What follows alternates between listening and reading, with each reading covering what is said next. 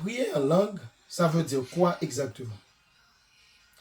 Dans l'enseignement de l'apôtre Paul, la prière en langue est un don spirituel inspiré par le Saint-Esprit qui permet aux croyants de communiquer directement avec Dieu.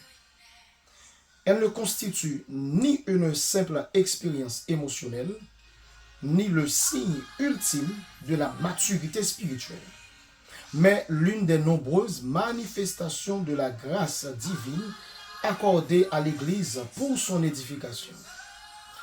Selon 1 Corinthiens chapitre 14, le verset 2, celui qui parle en langue ne parle pas aux hommes, mais à Dieu. Paul souligne ainsi que la prière en langue est avant tout une communication verticale entre le croyant et son Seigneur.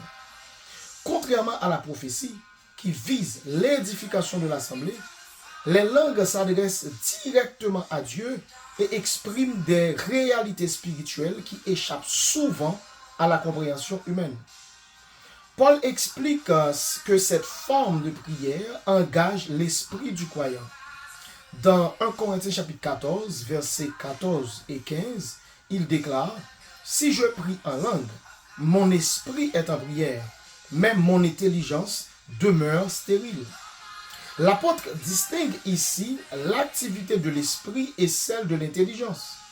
Lorsque le croyant prie en langue, son esprit communie avec Dieu sous l'action du Saint-Esprit, même si son intelligence ne saisit pas pleinement le contenu de cette prière. Toutefois, Paul ne méprise pas l'intelligence. Il affirme au contraire la nécessité de prier à la fois par l'intelligence et par l'esprit. Sa pensée théologique recherche donc un équilibre entre expérience spirituelle et compréhension rationnelle. La prière en langue est également liée à l'expression de mystère.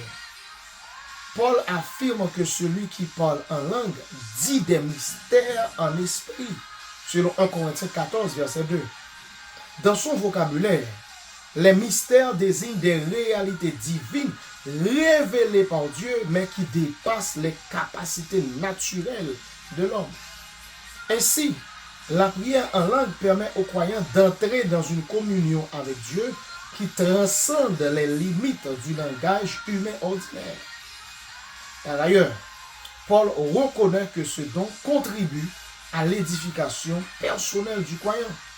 Il écrit « Celui qui parle en langue s'édifie lui-même » selon 1 Corinthiens 14, verset 4. Cette édification correspond à un renforcement de la vie spirituelle, de la foi et de la communion avec Dieu. Loin de condamner cette pratique, Paul témoigne lui-même de son importance lorsqu'il affirme parler en langue plus que les Corinthiens. Son souci principal concerne non pas l'existence du don, mais son usage dans le cadre communautaire.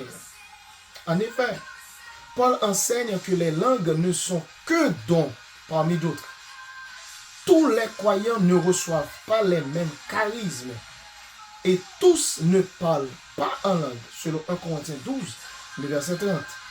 Il refuse donc d'en faire un signe universel de la présence du Saint-Esprit ou de la spiritualité authentique. Enfin, l'apôtre soumet l'exercice de ce don à un principe supérieur, qui est l'amour. Dans le culte public, l'édification de l'Église doit primer sur l'expérience individuelle. C'est pourquoi il préfère quelques paroles compréhensibles à une multitude de paroles en langue sans interprétation. Paul dit que les dons trouvent leur véritable valeur lorsqu'ils servent la croissance du corps de Christ. Ainsi, la prière en langue apparaît comme une prière inspirée par le Saint-Esprit, favorisant la communion avec Dieu et l'édification personnelle, mais toujours exercée dans l'amour, l'ordre et la recherche du bien commun de l'Église.